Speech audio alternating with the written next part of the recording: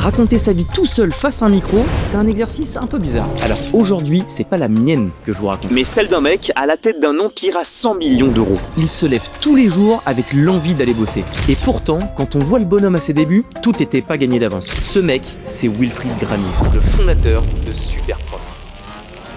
Wilfried, il est né en 1978. Il a grandi dans les HLM à Grigny, dans un décor qu'on qualifierait de compliqué. Enfin, c'est le moins qu'on puisse dire. Mais dans ses souvenirs à lui, c'est surtout une enfance heureuse. Des parents amoureux, un clébard trop mums, des souvenirs de jouer dans la neige gravés sur Super 8. Bref, un univers un peu glauque autour, c'est vrai, mais avec une vraie sensation de sécurité à l'intérieur. Très vite, étant petit, il développe un goût très marqué pour la compétition. L'aïkido, le judo, le jujitsu. Première compétition, il perd tout.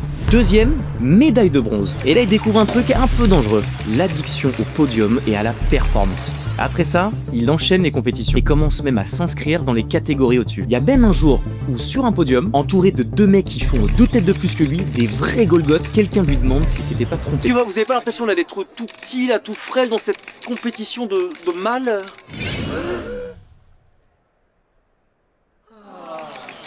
Quand je vous dis qu'il était là pour la perf, petit mais costaud, attention. À l'école, son profil il est très simple. Bon en sciences, mais infernal en discipline. Et ça dure jusqu'au lycée. Ah, monsieur Granier, vous pensez que je vous ai pas vu? Hein?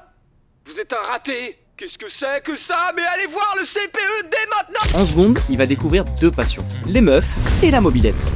Il passe son temps à bricoler son moteur juste pour gagner quelques kilomètres/heure, comme si c'était une épreuve de F1. Si vous êtes de cette génération, vous voyez très bien de quoi je parle. Petit kit Polini groupe 2, pot de détente, pédale sirette pour des pointes à 130 km/h chrono avec des freins à tambour.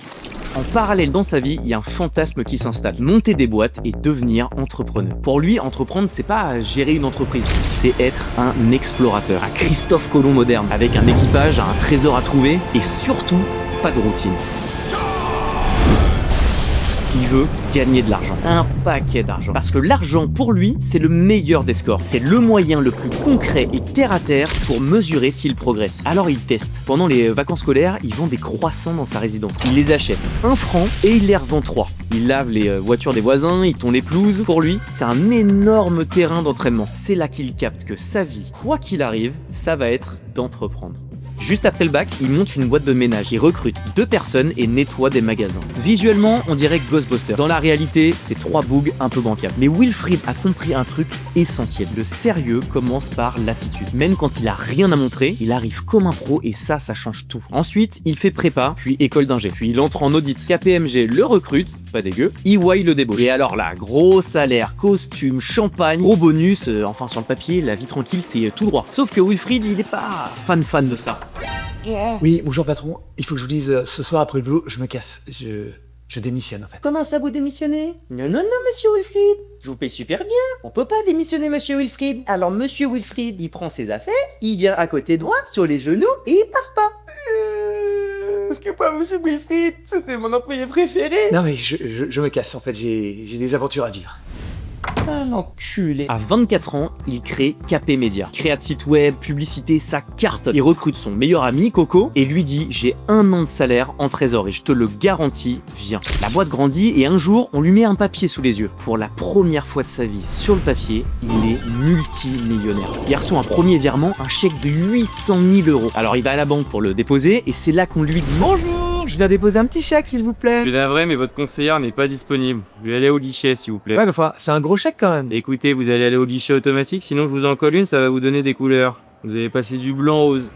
Vas-y, dégagez là. Bref, il a fini par déposer 800 000 boules, comme si c'était un billet de 10. Après la vente, il quitte le groupe. Ça se passe mal.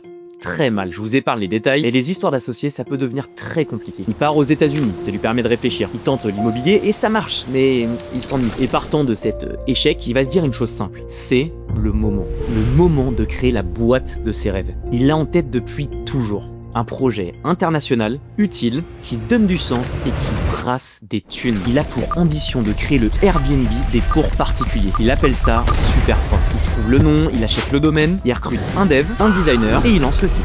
Depuis 2013, il grind. Il rachète ses concurrents, pays après pays. Aujourd'hui, Superprof est présent dans plus de 100 pays, avec des millions d'élèves, des centaines de collaborateurs, et une boîte qui frôle les 100 millions d'euros de chiffre d'affaires annuel. Et quand on lui demande ce qu'il a inventé, il répond à un truc très simple, la confiance. La confiance entre un élève et un prof, entre un humain et un autre humain. Mais surtout, pour lui, Superprof, c'est pas juste une boîte qui marche. C'est un projet qui a du sens. Parce que ça permet à n'importe qui d'apprendre n'importe quoi, n'importe où. Que tu sois à Paris ou dans un village paumé, que tu veuilles apprendre les maths, la guitare, le code ou même le japonais. L'idée est simple. Le savoir ne doit pas juste être réservé à une élite, ni à une école ou à une adresse. Il doit être accessible et digne de confiance. Et voilà comment le gamin des HLM de Grigny est devenu le mec le plus heureux du monde.